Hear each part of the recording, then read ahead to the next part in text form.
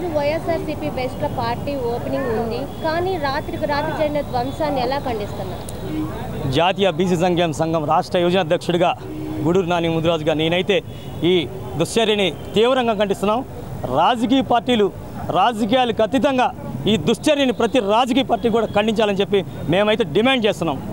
BC నాయకుడిగా ఇప్పుడు ఈ రోజున మీరు కార్యాలయం ఏర్పాటు చేస్తారు, మరి ఒక బీసీ మహిళగా ఈ దాడి జరిగింది కదా, మీ వంతు సపోర్ట్ ఎలా ఉండబోతుంది? మేము ప్రతిసారి మా రాష్ట్ర యోజన కార్యాలయాన్ని చెప్పేది ఒకటే, టీడీపీ పార్టీ అనేది కుల అహంకార పార్టీ, అది జాతి అహంకార పార్టీ ఏదైనా ఉందంటే ఈ రాష్ట్రంలో, ఈ ప్రపంచంలో, ఈ భారతదేశంలో ఉందంటే అది ఒక టీడీపీ మాత్రమే.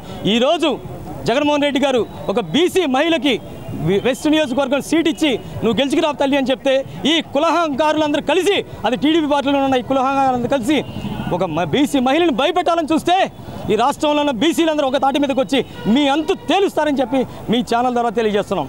ఈరోజు టీడీపీ జనసేన ఏకమయ్యి ఈ రోజున ఫస్ట్లో చూసుకుంటే ఓటింగ్ తక్కువే ఉంది, ఈరోజు ఏకమవడం వల్ల మరి దానికి సంబంధించి రజనీ గారి మీద పడబోతుంది? ఏం లేదండి, రజనీ గారి టికెట్ ఎప్పుడైతే జగన్మోహన్ రెడ్డి గారు కన్ఫర్మ్ చేశారో ఆ రోజే రజనీ గారు నైతికంగా విజయాన్ని సాధించారు.